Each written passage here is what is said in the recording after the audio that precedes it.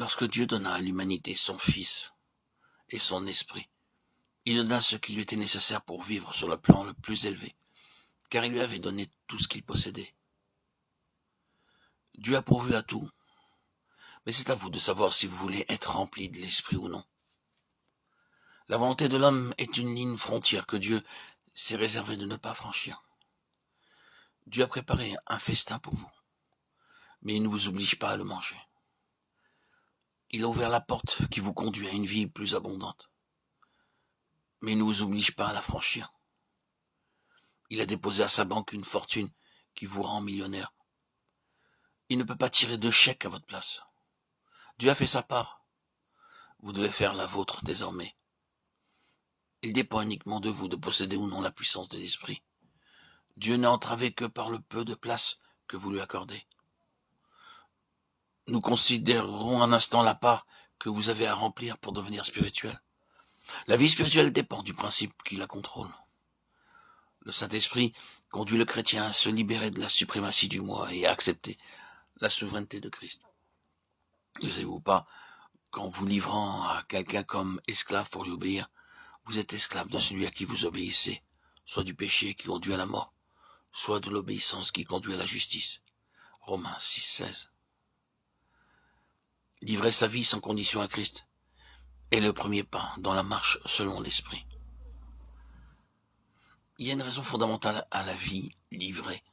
Lorsqu'on l'a découverte, elle nous apparaît comme convaincante et impérieuse. Espérons que cela pourra être utile à quelqu'un de vous. Permettez-moi de vous dire comment je l'ai découverte moi-même. J'étais très jeune lorsque j'ai pris Christ comme mon sauveur.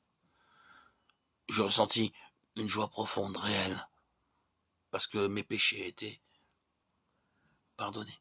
Dès lors, je souhaitais que les membres de ma famille se convertissent. Aussi, je priais beaucoup, mais sans résultat. J'en fus très troublé. Quoique je fusse né de nouveau, je commettais les mêmes péchés qu'autrefois. Ce qui m'attristait le plus, c'était mon caractère violent. Je n'oserais pas dire ce que je faisais ou disais lorsque j'étais en colère. Ces accès de violence étaient suivis souvent d'une crise, de larmes et presque de désespoir. Car comme la plupart des gens violents, j'avais un cœur sensible. Je prenais la résolution de me conquérir, mais en vain. S'il y avait une chose que je haïssais, c'était l'hypocrisie. Je la découvrais très facilement dans la vie des chrétiens, et je les critiquais ouvertement. Mais un jour, la lumière de Dieu inonda mon âme, et me dévoila mon hypocrisie à moi.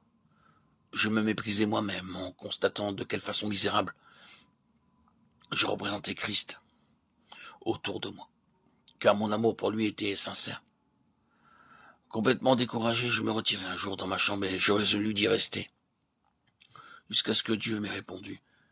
Je dis au Seigneur qu'il devait montrer ce qu'était la vie chrétienne et comment la vivre, ou bien je demanderai à mon pasteur de rayer mon nom du registre de l'Église. Je ne voulais pas profaner plus longtemps le nom de chrétienne. Dieu vit que j'étais sincère, il va toujours au-devant des âmes droites. Par le moyen de 2 versets de sa parole, il répondit à mes questions et libéra mon âme. Puis ces 2 versets apportaient à une âme ce qu'ils m'apportèrent ce jour-là. Ne savez-vous pas que votre corps est le temple du Saint-Esprit qui est en vous, que vous avez reçu de Dieu et que vous ne vous appartenez point à vous-même, car vous avez été racheté à grand prix. Glorifiez donc Dieu dans votre corps et dans votre esprit, qui appartiennent à Dieu. 1 Corinthiens 6, 20. Par 3 affirmations contenues dans ces versets, Dieu me révéla la raison d'une vie livrée. Premièrement, ne savez-vous pas que votre corps est le temple du Saint-Esprit qui habite en vous?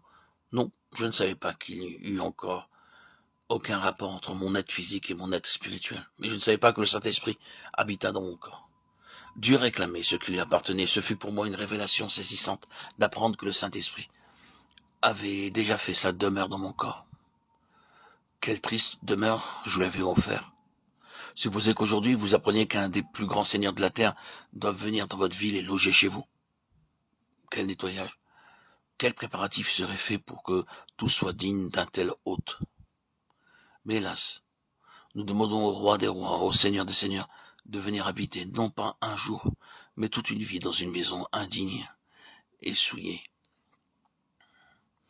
Je lui dis, Seigneur, je t'ai donné mon âme, dois-je aussi te donner mon corps?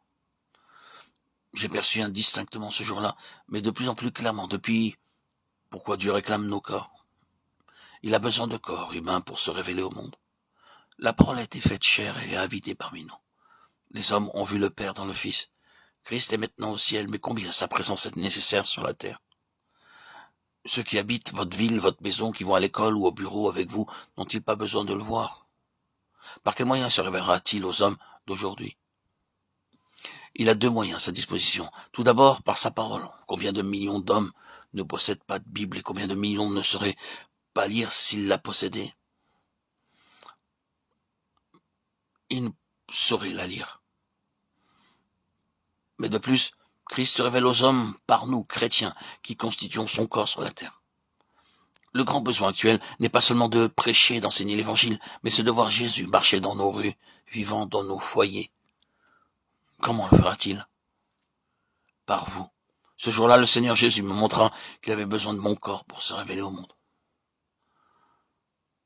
Bien que cet appel fût extraordinairement convaincant, j'y résistais.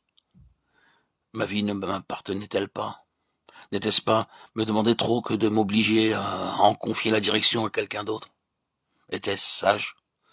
Était-ce raisonnable? Était-ce nécessaire? Mon moi me présentait une foule d'arguments plausibles pour ne pas être dépossédé. Mon Sauveur avait prévu cela et réfuta ces arguments par cette deuxième affirmation. Quoi? Ne savez-vous pas que vous ne vous appartenez point à vous-même? Ce fut comme une épée à deux tranchants qui me transperça.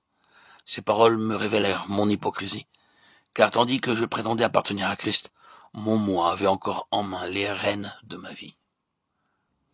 Mais si je cédais, qu'allait me demander Christ? Qu'allait-il m'enlever? J'aurais été assez contente de lui confier tout ce que je ne pouvais ni transformer ni gouverner, et j'aurais gardé le reste pour moi, pour conquérir ma volonté. Il dut briser mon cœur, et cette troisième affirmation m'atteignit. Quoi? Ne savez-vous pas que vous avez été acheté à grand prix? Acheté? Comment? Je ne m'appartiens pas parce que j'ai été acheté. J'avais pensé qu'en cédant, j'allais accorder à Dieu le privilège de diriger ma vie. Dieu me révéla ce jour-là que j'appartenais déjà à Christ, parce qu'il m'avait déjà acheté. Christ avait des droits légitimes sur ma vie qu'il pouvait diriger et contrôler à son gré. Je dus admettre ce droit, mais je ne voulais pas encore céder. De quelle patience il usa envers moi. Il ouvrit mes yeux et tendrement me fit voir Christ crucifié, racheté à grand prix. Et quel prix? Le sang précieux de Christ, voilà le prix qui fut payé pour moi. La vie sainte, pure, sans tache du Fils de Dieu, livrée en échange de ma vie coupable, égoïste. Ce jour-là, je vis les seigneurs mourant pour un pécheur. Vie pour vie. Jusque-là, j'avais dit, faut-il que je me donne à toi? Ce jour-là, je m'écriai, Seigneur, puis-je me donner à toi? Je livrais à Christ tout ce que j'étais, tout ce que je possédais, pour le temps et pour l'éternité. Ici est le témoignage de Ruth Paxson.